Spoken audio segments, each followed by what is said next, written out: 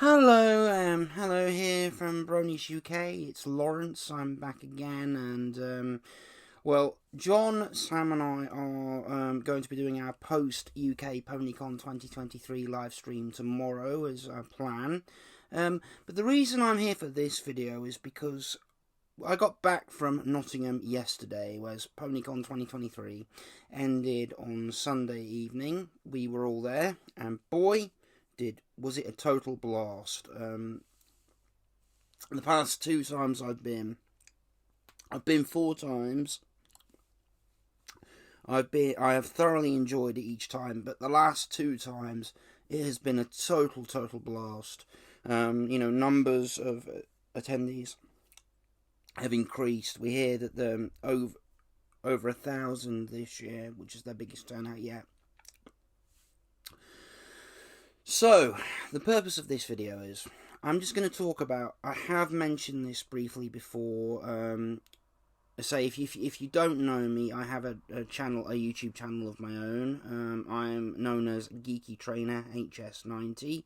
You can find me on that. Yes, Geeky Trainer, as in the words Geeky, space, Trainer, space, capital HS, space, 90, number 90. And the reason why the purpose of this video, so if you are interested, please just check me out, and I would really appreciate a like and subscribe. Please like and subscribe to this channel as well, we really do appreciate your support. So the purpose of this video is, I'm going to talk a bit in detail about my experience as a Brony, and how it has helped me, because with me being on the autism spectrum, or the autistic spectrum, because I don't think I've said this on this channel before. I have done, a series of videos talking about the effects of my condition on my other channel, but I figured here, this is a good place to talk about it, and, what's made me want to do this here and now is just the fresh experience from Ponycon, and just the experience of talking and meeting different people and interacting with various different MLP fans and traders, and the highlight, I met the one and only Kelly Sheridan, Starlight Glimmer. So I've met her now in person. Last year I met Andrea Lippman, the voice of Fluttershy and Pinkie Pie, and so what I'm going to do now is we'll start. I'm going to make a proper start to this video. So, as a Brony, I didn't officially become a Brony for till a few months after I sort of dabbled in the franchise, because I was a latecomer getting into the franchise. I know that Friendship is Magic, I really am not interested in anything prior to Friendship is Magic. I have had a look at some of the stuff, like I've watched a bit of the G1 movie from the 80s, and it's really not appealing to me. That to me feels like it's really really meant for its target audience, which of course is little girls, which is the main audience for the show. I know that there are Bronies, male fans who are adults now who were into it. That's fine. If you like it, that's cool. I am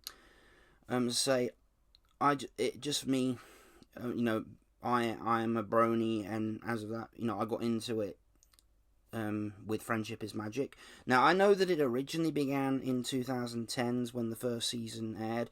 I wasn't into it then. I don't think I knew that this new reboot, or this new generation, this new series existed at that point. But it was around 2016 when I saw this report on the BBC News here in the UK about that was doing a report on the Brony community, as in Bronies. And what I saw, what this showed, was that there were young to middle-aged men who were very passionately into this franchise, felt that they were members of a community. They bought merchandise for themselves, and very expensive merchandise, which I of course now have loads and loads of pony merchandise. I don't buy like the highly expensive stuff, not like all the custom stuff. Don't get me wrong, it is very nice and I'd really love some of it, but for me personally, it's just too expensive.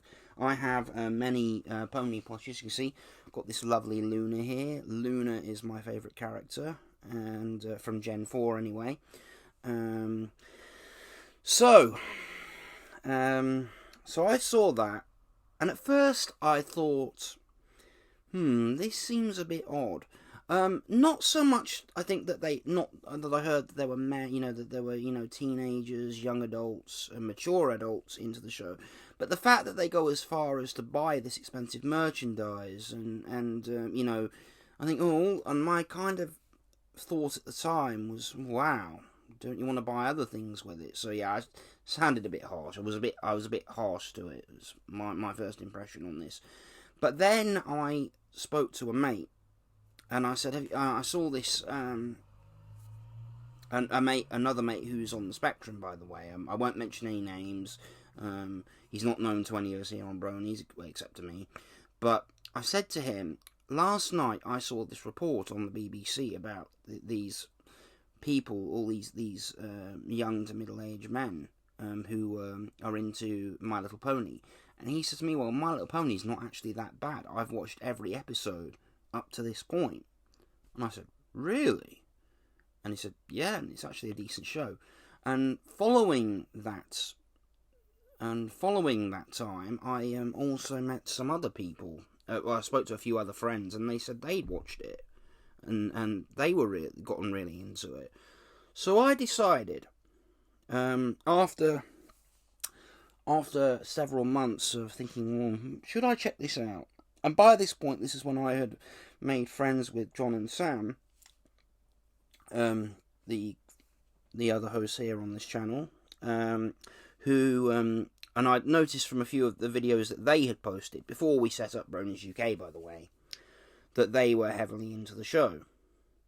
So, what I did was I checked out one of the documentaries here on YouTube that talks about the Brony community.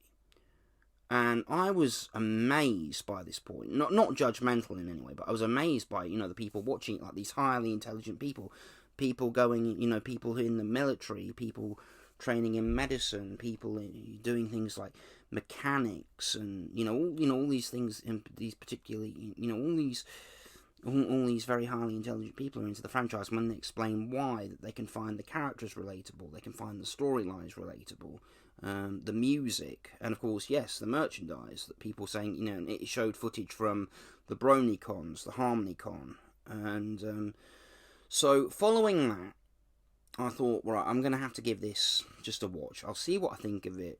If it's not for me, if I don't relate with it, I'm probably not going to get into it. But the thing is I know with me is, getting onto the subject of me being on the spectrum, I have Aspergers syndrome, by the way. That's what I have. And I thought if I get into this could be something I'm going to get heavily into and potentially become obsessed with. I'm not saying I'm going to go ahead and buy lots of merchandise, but I could easily become obsessed with this if I get into it, because that's what happened with me. I mean, with my past, I remember as a kid we all grew up with Disney. We grew up with I loved Power Rangers, from Mighty Morphin Power Rangers. I had a bedroom full of Power Rangers toys, and then as years went on, that moved on to Star Wars.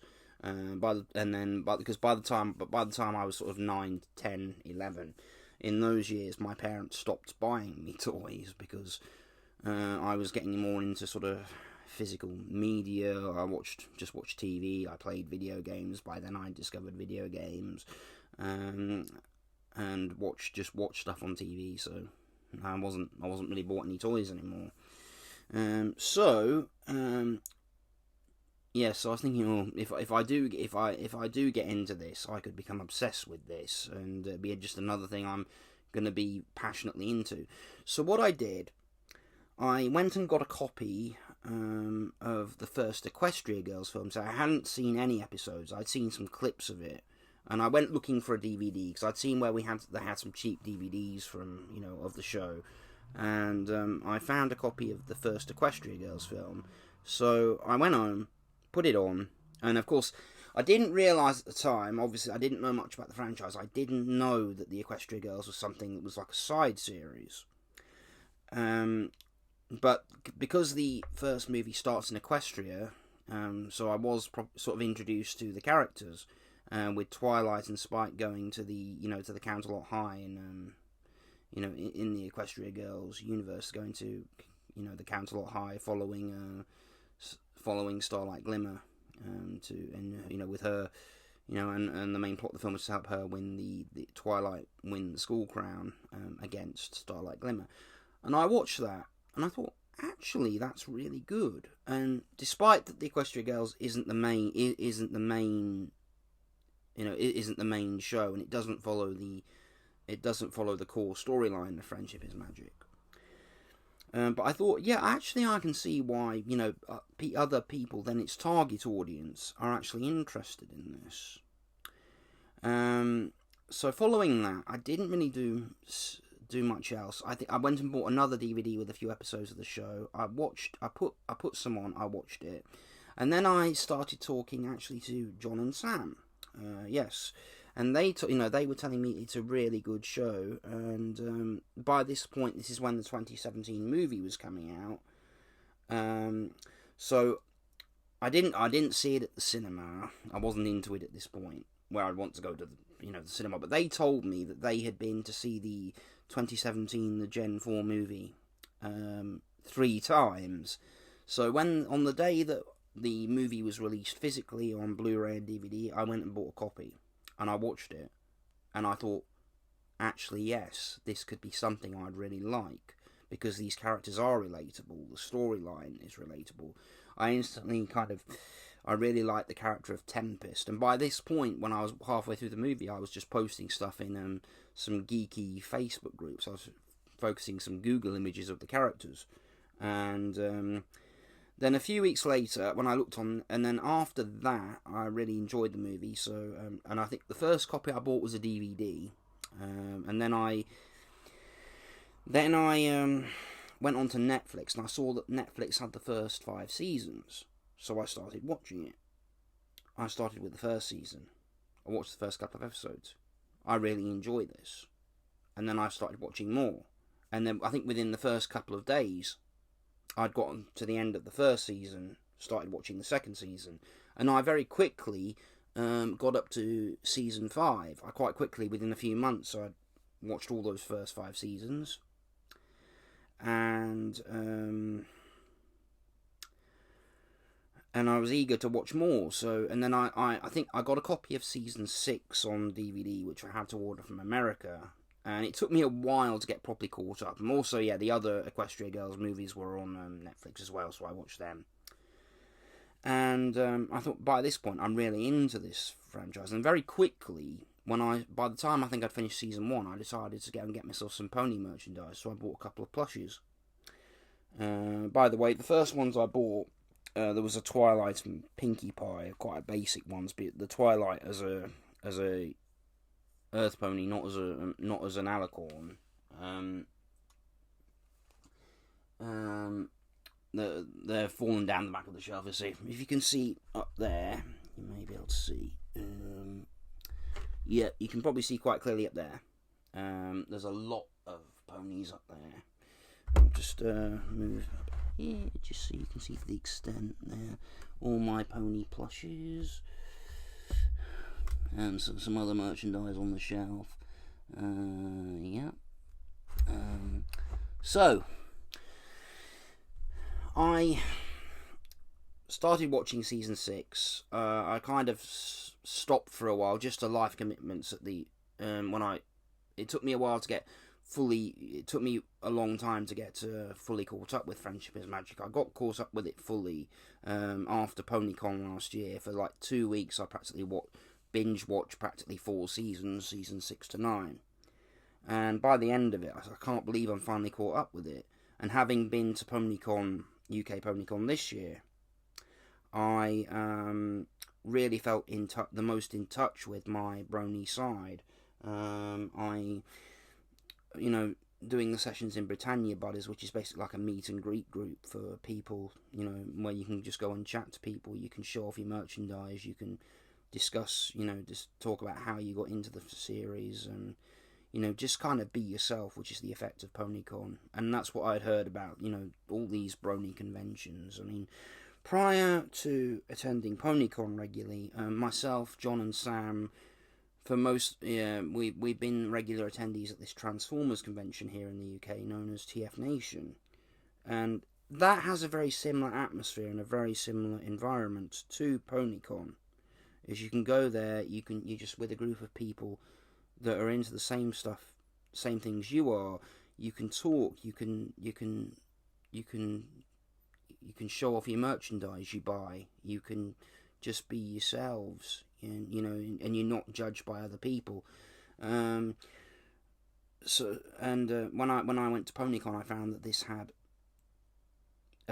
just the exact same feeling. I felt so comfortable. I became more social. Because I can be a very social person when I want to be. In other words, I can be not so social when I want to be, which brings me on to how I can relate to some of the characters, which I'll talk about in just a moment. But the things like the Brony community, the Brony community, and just being able to talk to people, and just feel comfortable in your skin, and I find that the MLP fan base is a perfect example of that, where you might feel judged in everyday situations. You might feel like the odd one, but no, being a part of this fandom has really boosted my confidence and has made me want to reach out to more people. So now what I'm going to talk about is when John and Sam originally set up Bronies UK, I was very new coming into the franchise. I'd been into it for about a few weeks, and I'd watched the movie, I started watching the series, and I started buying some merchandise.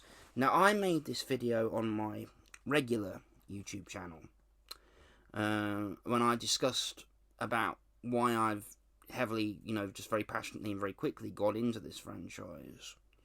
And John did, as one of the very early videos here on Bronies UK, John actually did a response video to that, and he talked very strongly about his views on the haters of the Bronies, and the fact that he felt that that news report I mentioned on the BBC kind of gave me a false judgment. And I was very thankful that he responded to me, and and that John and Sam, despite me being so new to the Brony fandom or the Pony fandom, said to me, if you ever want to contribute to this channel, you're always welcome. And I, of course, was very thankful for that. I knew I wasn't ready yet because I had a lot to catch up on, and but as they started to post videos, and I was getting caught up, I was buying more merchandise when I got the opportunity. I went round various places in my local area that I knew sold pony merchandise. I went and bought a couple of Build-A-Bear plushies, and I even started making a few videos myself about related to My Little Pony, to MLP. And then along came 2019, so this is when I'd been into the franchise near enough 2 years and just catching up when I could. The best opportunities I had to catch up with the show was when I actually went to stay with my dad in Poland, because my dad lives in Poland, and when I'd go there, I'd go and stay in this big farmhouse, because they live in a farmhouse. And I could basically just sit on the sofa and watch Netflix most of the time. And I found that Netflix had the Netflix there, despite primarily using the British version. I could sit and watch. I could get caught up on the show for just days at a time, and that's how I very quickly, I think, got to season 5. Then started watching season 6, and then after that. So coming up to 2019 is when Sam told me that he discovered that there was a UK Ponycon held here in Nottingham. in the UK, in Nottingham.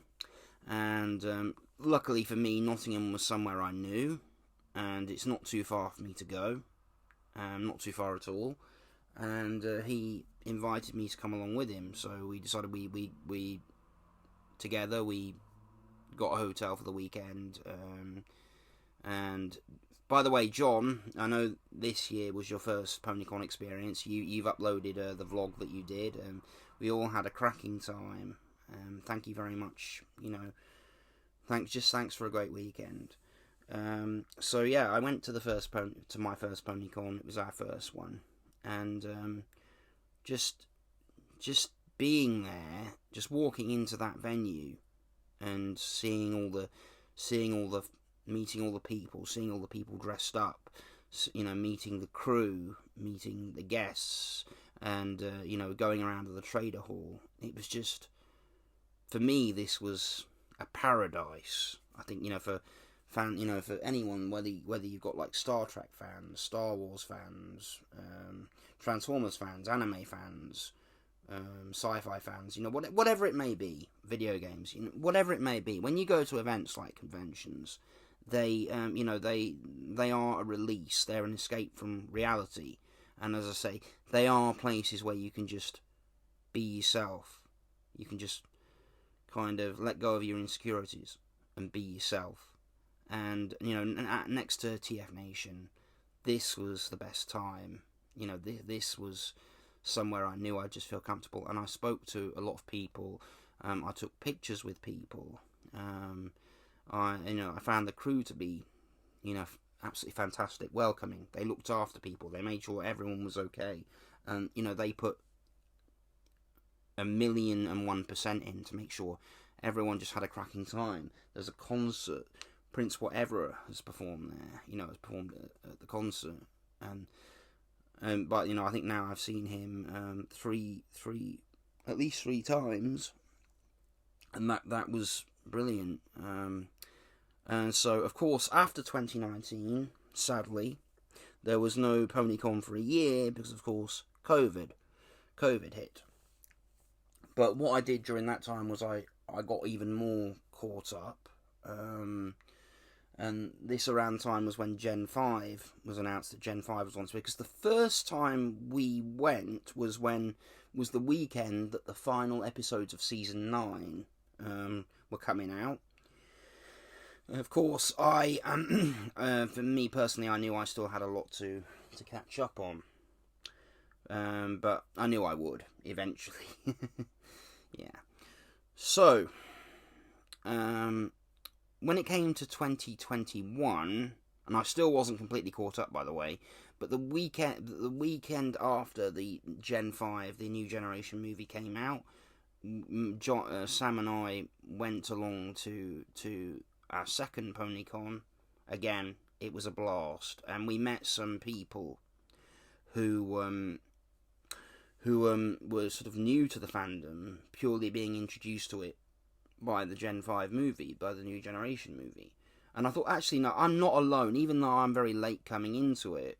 The Gen 4 movie and this film have actually brought new fans in, and it's, you're not going to feel pressured to catch up or anything. And I just thought, yep. I really, really do.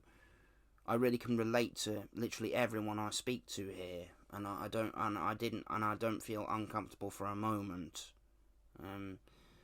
Such a relaxed environment and such a chilled out, and most of the time it's a relatively quiet for a convention, which is something that past conventions I've been to, like Comic Cons, and I've been to a couple of Comic Cons, and they're quite chaotic and loud, which I don't have a problem with. I don't have a problem with. I like going to concerts. I generally don't mind being in loud environments. But when you can sit and just chat to people, and without any interruptions or anyone getting distressed, that is a real bonus when going to a convention. So, and then 2022 last year had an excellent time again at Ponycon. I was. By the way, I still wasn't completely caught up on Friendship is Magic, and of course I was watching Make Your Mark as well. I thought, well, it's okay. I can still get caught up because, and then following that time, which was brilliant. I remember I remember Ponycon last year. They had the new UK exclusive Flutterbat, the Bat Britannia plush, which nearly everyone bought, and I remember. I got one. They had those again for sale this year, as there wasn't an exclusive plush this year. But again, that was the best experience yet. Last year was the best experience to that point. The concert was fantastic. Just meeting more people, going to the Britannia Buddies meetup, going and buying merchandise. Just having more chats to people, and you meet people from all over the world. Fans from all over the world come to these events, and that was just what was so interesting, and explaining why they're into the franchise, what they can relate to, the characters, and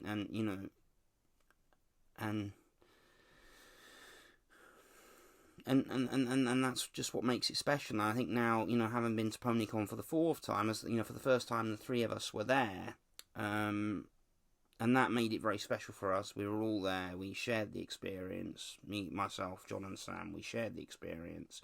We met lots of great people. We all bought some stuff, and we at the concert, which was an absolute blast on Saturday night. With Prince Whatever was the main act. Couldn't have had a better time being on that dance floor in the area, and everyone pouncing along and throwing their plushes up in the air. That for me was just that was a blast. I could never have imagined that I would be at a My Little Pony convention. When I was younger, I could never imagine that I would be at an MLP themed convention. So with people throwing their MLP plushies up in the air to rock music, and that I would be doing it there with them. But but it was a total blast. So definitely highlight of the year. I think this year has been Ponycon, and it probably will be, because I don't think anything's going to come that honestly could top it for the rest of this year. So okay, so just a couple of other things I want to say before I go, because it has been already nearly half an hour. So what I can find relatable about the show, over the years, is I've grown a connection with a lot of the characters. Luna, I say, lovely Luna, is my favourite character. She doesn't have any personality traits or character traits that I find particularly relatable. I think I particularly like her mainly because of her design. I've got 4 different Luna plushes, and I've got a bit of Luna art as well. I'm not a massive collector of art, I say. I'm more like collectibles, like figures and plushies.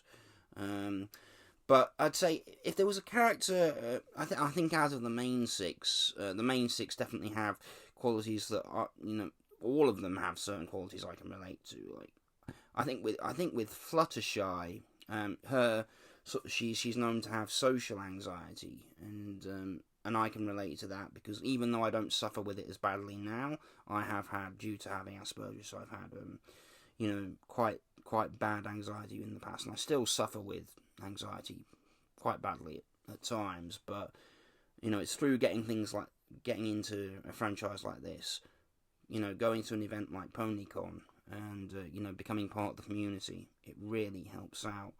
Fluttershy, her being an anxious character, I can see a bit of myself in her. I can see sort of elements of myself in Twilight, because when Twilight, when one of her character traits is that when something goes wrong, she panics a lot, and then by the end of the episode, she tends to resolve the problem she had.